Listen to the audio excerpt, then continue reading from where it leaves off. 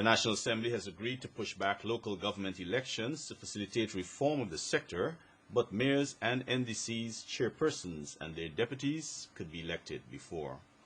Despite the many security challenges, the Ministry of Home Affairs says 2008 has been a good year for its agencies, and the Labour Ministry has shared the same sentiments. Good evening, I'm Paul Moore. And I'm Delicia Fletcher with this edition of the NCN 6 o'clock news for today, Monday, December 29, 2008. Here's what's happening. Paul. Thanks, Delicia. Government has taken the decision to incorporate the temporary cost of living adjustment from January 1, 2008 into the basic salaries of those who benefited up to December this year.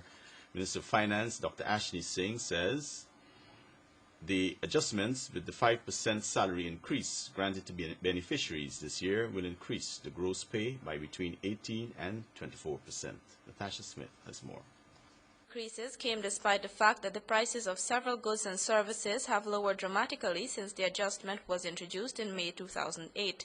The decision was announced by President Bharat Jagdeo earlier this week, and Finance Minister Dr. Ashley Singh elaborated on this by saying that the cost of living adjustment was introduced at a time when there was upward pressure on fuel and food prices as a result of global factors. Minister Singh says gasoline, diesel and kerosene prices have declined domestically from the levels they were at in June, as well as public transportation, cooking gas, wheat, rice and flour. Minister Singh says the decision to retain and incorporate the cost of living adjustment into basic pay was taken because of government's concern to ensure progressive improvements in the disposable incomes of its employees, particularly those at the junior salary scales. In May this year, government had granted approval for a temporary cost of living adjustment of $4,000 to be paid monthly, free of taxes to public servants, including teachers and members of the discipline services, earning a basic salary below $50,000 per month based on their April 2008 salary.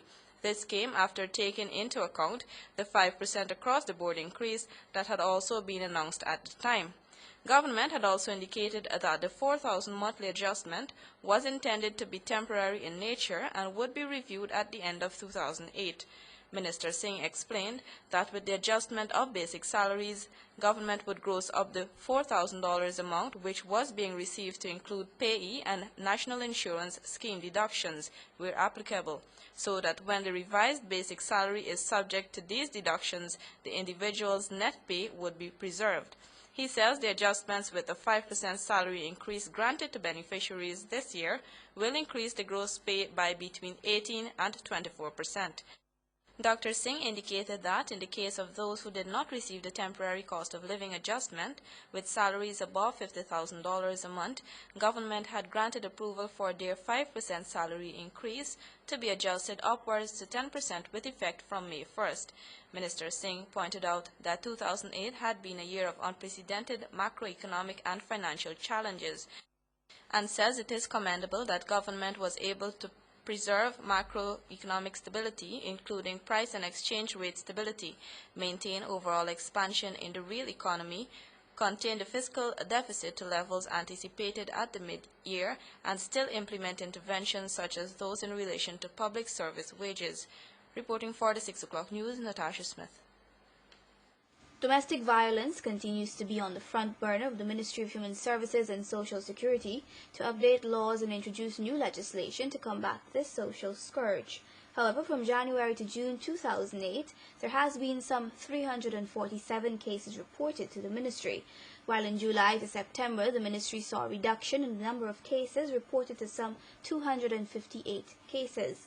According to the Help and Shelter client data, from January to October 31, 2008, there has been 159 physical spousal abuse cases, 41 non-physical abuse, 105 alcohol or drug abuse cases, while 1 case was reported of sexual abuse. The Ministry of Human Services and Social Security the Minister of Human Services and Social Security, Priya Manik Chan, is currently aggressively crafting legislation reform in this regard. Despite many security challenges, the Ministry of Home Affairs says 2008 has been a good year for its agencies.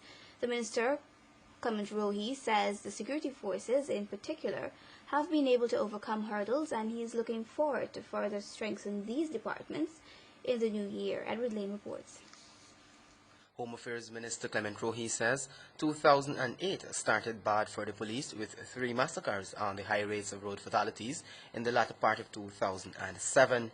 He, however, noted that the force was able to respond, pointing to the shooting to death of several criminals, including the infamous Rondell Rawlins. I'm pleased to report that the Guyana Police Force has been able to effectively deal with both challenges. The members of the force have had to quickly adjust their operational strategies to deal with the difficulties that confronted them with crime during the year. Mr. Rohi also highlighted the smuggling of illegal firearms and drug trafficking as other challenges facing the force. These issues will attract greater attention in 2009 as several initiatives are being examined to boost coordination among law enforcement agencies. He noted too that the constraints of staffing, housing of high-profile criminals are among the issues to be addressed early next year for the Guyana Prison Service. In terms of the Guyana Fire Service, Rohi said the number of fires during this year and the losses involved are alarming. During the year under review up to 17th November 2008, the service attended to a total of 1,245 reports of fire. During these fires, 11 persons died, 405 persons were left homeless, and 315 buildings were affected. This is not an acceptable situation. I wish to urge members of the public to adhere to the advice of the fire service and to engage in better fire prevention practices. He attributed this to the lack of adequate equipment and noted that significant upgrade and expansion of the fire services are on the cards for 2009. The Customs Anti-Narcotics Unit has undergone some changes with the appointment of a new head, and the minister said more changes and adjustments are anticipated in the new year. I am concerned about the large amount of drugs, in particular cocaine, that is allegedly being smuggled from Guyana and being discovered in countries overseas. We are not producing cocaine locally. It therefore means that the drugs are smuggled into the country and then smuggled to other countries. There is need for more action to be taken by the respective law enforcement agencies, including CANU. The minister also commended the expansion of the community policing groups and the neighborhood policing during this year. Edward Lane, the 6 o'clock news.